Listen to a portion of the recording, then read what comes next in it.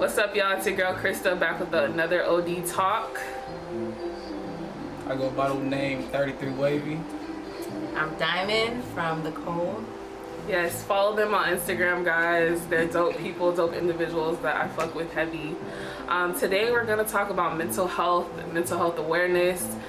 I know it is the end of May, but May is Mental Health Awareness Month, which I think every day should be mental health awareness because mental health is a very important thing to get by in life.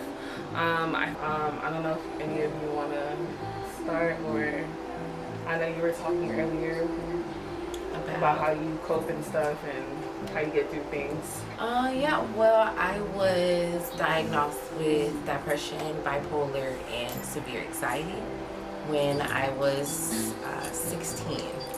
I started taking medication at 16 years old, and I stopped when I became a legal adult at 18. I cope with this whole situation with my dog. My dog Peppa. He is definitely an emotional support dog, and they are real, for sure.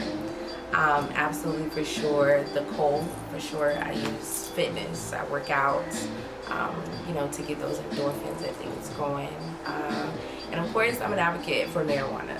I definitely, when I took the step to stop taking, pharmaceuticals, it definitely took a toll on my mental, it took a toll on my physical, it took over my entire life, because you go through withdrawals like you would if you are on street drugs. You go through this balance of, do I need it or am I being tricked into buying it? So all in all, in a nutshell, I had to become holistic about it. I had to go a natural route. And I drink tea every day. I literally work out every day, not even something strenuous, just 30 minutes, sometimes 15 minutes if I don't feel good, to just move my body. And that helps a lot. It helps a lot. It's not so much anger. Absolutely, it's not so much anger, because I can be a very angry individual. I can let what's going on up here affect what's going on out here, but that's not fair to people. It's human to have those emotions and reactions to certain things, because especially with everything that's been going on in the world, or even personally, it's and Corona made this no easier. Oh my gosh, I know everyone's sad. We're getting through it, right? Day by day. Facts. I definitely agree with that. For what I've personally seen, I haven't really seen many people, I would say, benefit from the medicine that they're prescribed from the doctors. If anything, it makes it worse. It does. But what's crazy is that they tell you that it do.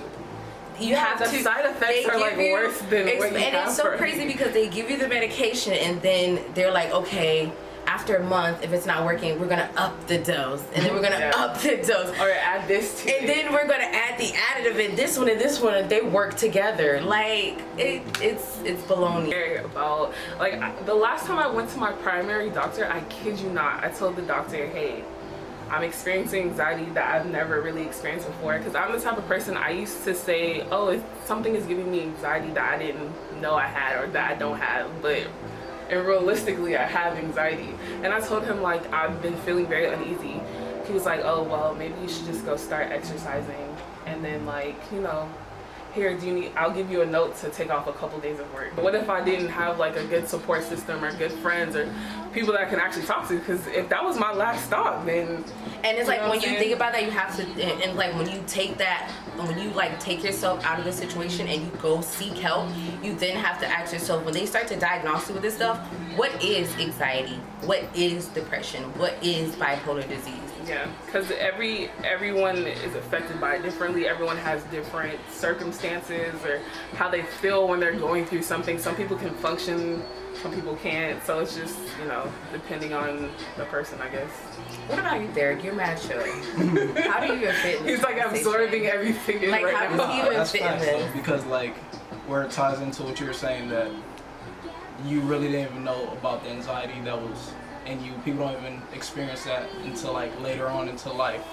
and especially going into their professions, I would say they wouldn't really experience that until like later on in life. You feel me? Yeah, Certain people facts. experience it very differently. Like me playing ball, I just love the fact. You feel facts, like, or like their profession and stuff. Yeah. Yeah. So like people are literally getting to their profession, and of course they wanted to be veterinarians their whole life and all that good stuff. But when it actually comes down to the things, like of course a little anxiety is gonna course. attack you. Of Ignite, course. It's like, especially the more responsibility or the more pressure you put on yourself. Yeah, too, big that's facts. what makes it Absolutely. worse. Yeah. I always say, like, when I had my daughter, that she came with an extra conscious. Like, I feel like when there's something that I need to do, or I just feel like when she's been away too long, like, it's so true. It comes with responsibility comes a bit of anxiety, but it's learning to how to deal with it, and, you know, knowing who to talk to and how to communicate about it, because it's a very sensitive topic. I can't say, oh, you don't get my anxiety, I don't get her life, and she doesn't get my life. You know what I mean? And It's like one of those, you can't compare struggles. You Absolutely. can't compare thought processes, because everyone has different experiences which has molded their way of thinking.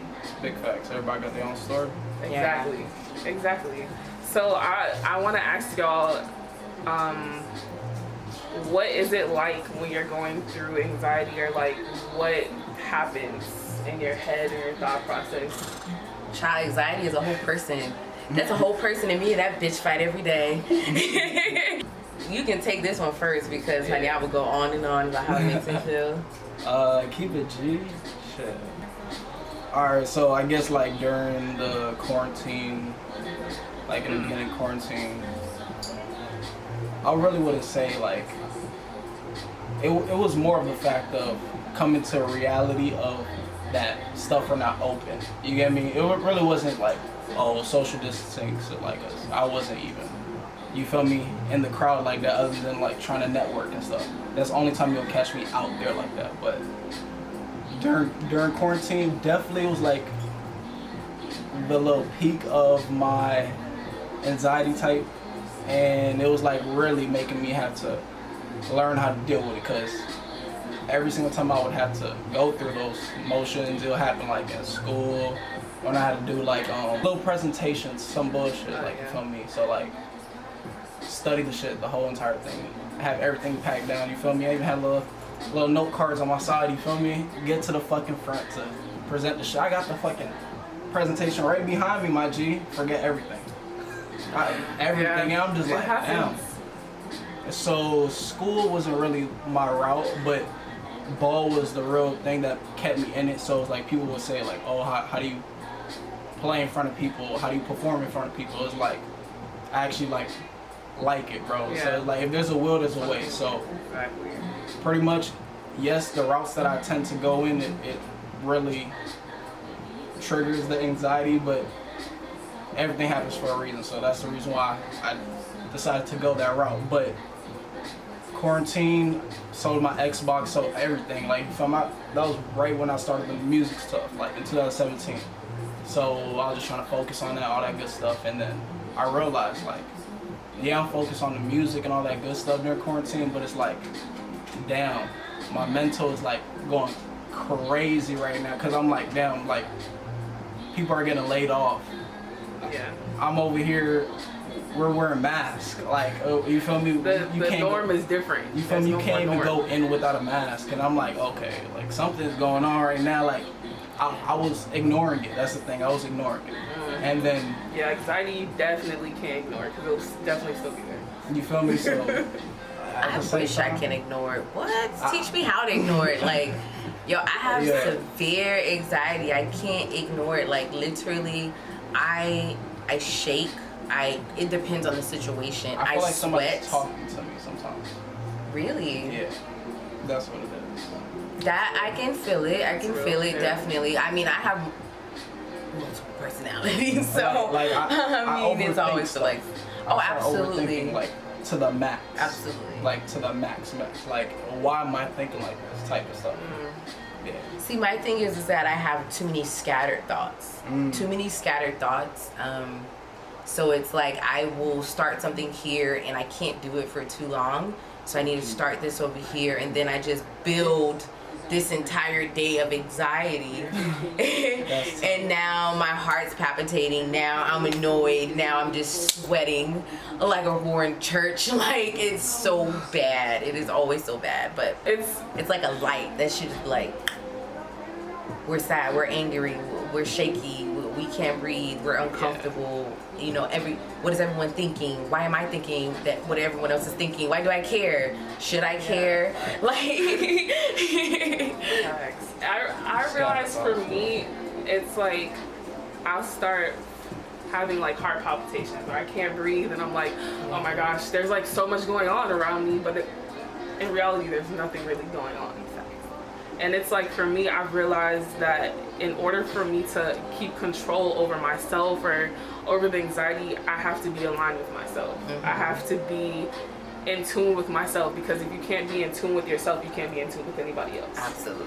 And I feel like anxiety sometimes will throw you off of balance. And I feel like the best way to keep control also, or to maintain it and get through it, is to have a great support system.